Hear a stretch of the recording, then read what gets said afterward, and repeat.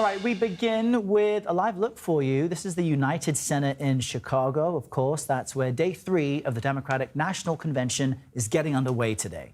Tonight, former President Bill Clinton and former House Speaker Nancy Pelosi will take the stage along with Harris's vice presidential pick, Governor Tim Walz. Now, last night, you could say it was a party inside. There was a roll call, and Democrats publicly pledged their delegates to Kamala Harris for president, going state by state, which is typical. But this is what was happening in the aisles. Folks dancing, having a good time. You're looking at rapper Lil Jon. He's from Atlanta, and he led the charge, really, with announcing delegates being pledged from Georgia. He bursts out onto the convention floor with a rendition of his hit, as the kids call it, Turn Down for What?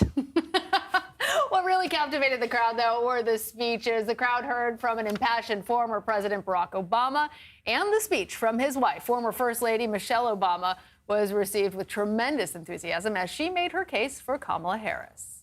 And as we mentioned, the steel of her spine, the steadiness of her upbringing, the honesty of her example, and yes, the joy of her laughter and her light.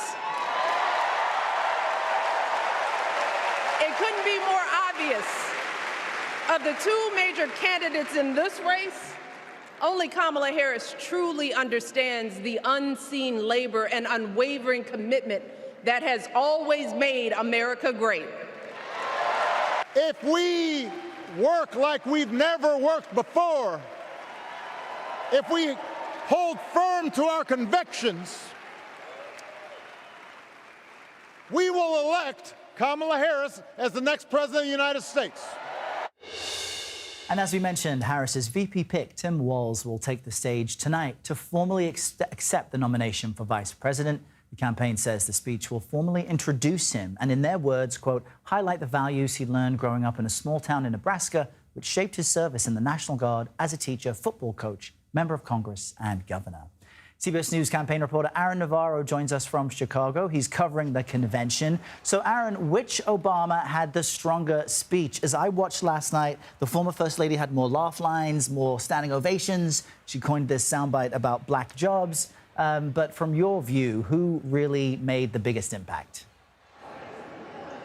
Errol, good to be with you. Well, if you judge from the crowd's reaction, it was clear that Michelle Obama got a big applause when she walked in and throughout her remarks. And it was interesting to me the contrast that she made between prevalent black women like her late mother, Vice President Harris, and Donald Trump, saying that Harris understands that, quote, most of us don't benefit from generational wealth, a dig there at Trump, and even joking that Trump is applying for one of the so-called, quote, black jobs. That's a reference to the mention he made in the first debate against Biden. But in terms of the crowd reaction, you saw them really tune in for President Obama, who really called the crowd to action. At one point, the crowd was booing when he was talking about Trump, and Obama used his usual line of saying, don't boo, vote. Well, it's worth saying and reminding our viewers that these are obviously people who are most invested in the party and in all of these. And so obviously the crowd fired up last night, from the speeches to, as Errol was mentioning, that roll call.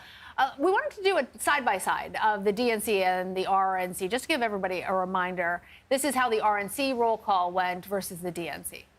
New Mexico, 22 delegates. Madam Secretary. The great state of California. How do you cast your vote?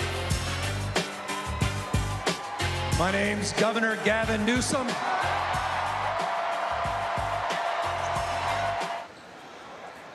Arkansas, 40 delegates. Madam Secretary, Chairman Wadley, I am Joseph Wood.